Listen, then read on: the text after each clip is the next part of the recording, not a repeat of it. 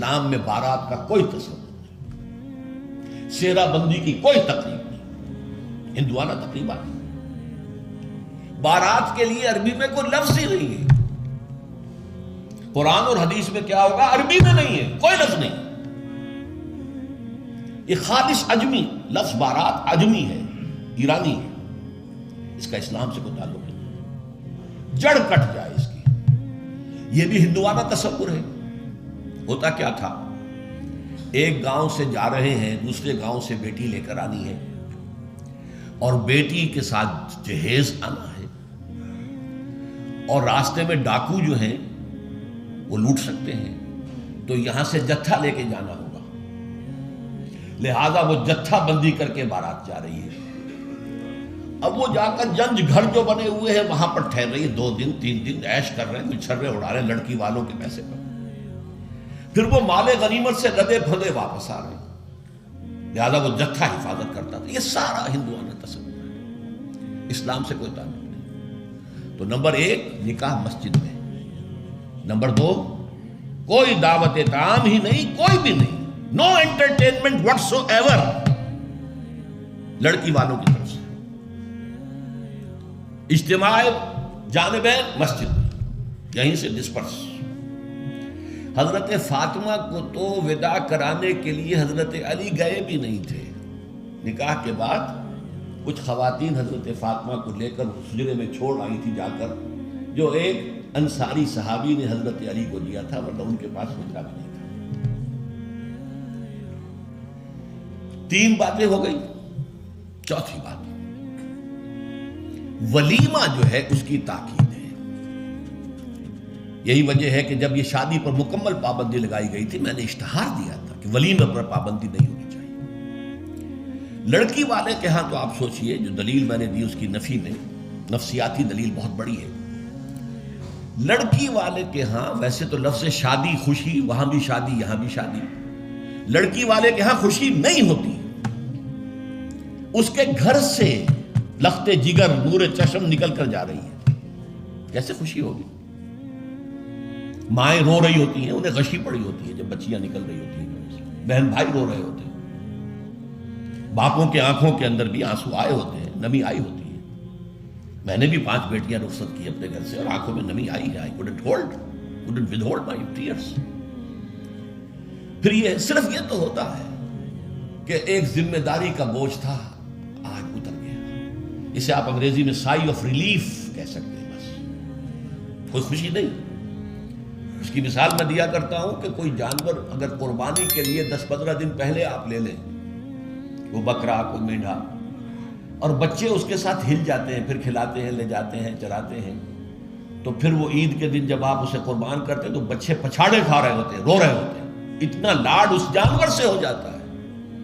تو یہ نور چشم، لخت جگر گھر سے نکل رہی ہے، 18-20 برس رہی ہے آپ کے گھر میں، آج جا رہی ہے۔ ٹھیک ہے، سائی آف ریلیف ہے، لیکن اندیشہ بھی ہوتا ہے، ذہن میں رکھیے، ہمیشہ ہوتا ہے۔ پتہ نہیں بیل منڈے چڑھے نہ چڑھے، موافقت مزاج کی ہو نہ ہو، نئے ماحول میں جانا ہے، ایڈجسٹمنٹ ہو نہ ہو، اپنی حد تک پورا اطمینان کر لیا ہے، دیکھ لیا ہے، سوچ بچار کر لیا ہے، لیکن کیا کہا جا سکتا ہے؟ ایک بالکل یوں سمجھیے کہ ایک نیا ماحول ہے، نئی جگہ جا رہی ہے، لہذا وہ اندیشہ بھی موجود ہوتا ہے۔ لہذا واقعتاً لڑکی والوں کے ہاں خوشی کا موقع نہیں ہے، ان کے ہاتھوں مرغ پلاؤ کھانا بے غیرتی ہے۔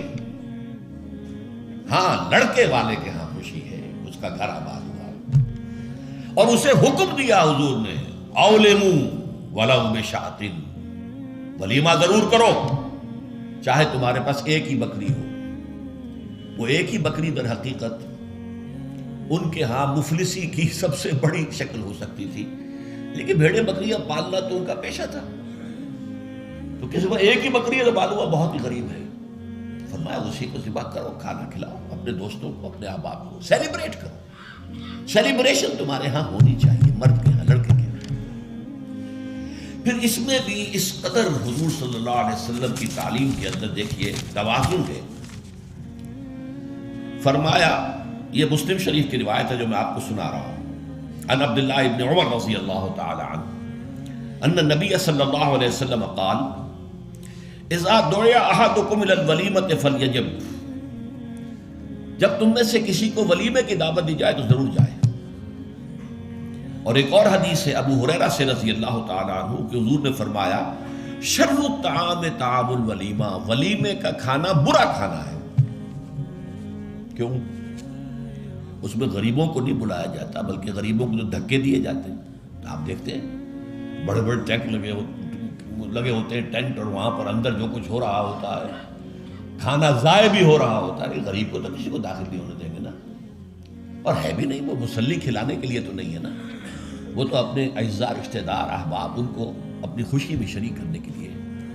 تو حضور نے فرمایا شر الطعام طعام الولیمہ، لیکن اس کے باوجود من لم یجب الدعوہ فقد عصى اللہ ورسولہ، جو شخص ولیمے کی دعوت قبول نہیں کرے گا اس نے گویا کہ اللہ اور اس کے رسول کی نافرمانی کی۔ اب آپ سوچئے جس نبی نے ہمیں اتنی تفصیل سے ہدایت دی دعوت ولیمہ کی، اگر لڑکی والوں کے ہاں کسی دعوت کے اندر کوئی خیر ہوتا ذرہ بر تو کیا حضور ہمیں اس سے محروم رکھتے صلی اللہ علیہ وسلم؟ تو چوتھی بات جو میں نے عرض کی کہ ولیمہ کیا جائے، ہاں البتہ ون ڈش کی پابندی لگائی جا سکتی ہے، بالکل لگائی جا سکتی ہے، اسراف اور تبذیر کو روکا جا سکتا ہے۔ اسراف کسے کہتے ہیں؟ اسراف کہتے ہیں ضرورت کی جگہ پر ضرورت سے زائد خرچ کرنا۔ عام اپنے گھر کے کھانے میں بھی ایک سے زیادہ ڈش پکانا، ایک سے زیادہ کھانا حضور کے نزدیک نہایت ناپسندیدہ ہے۔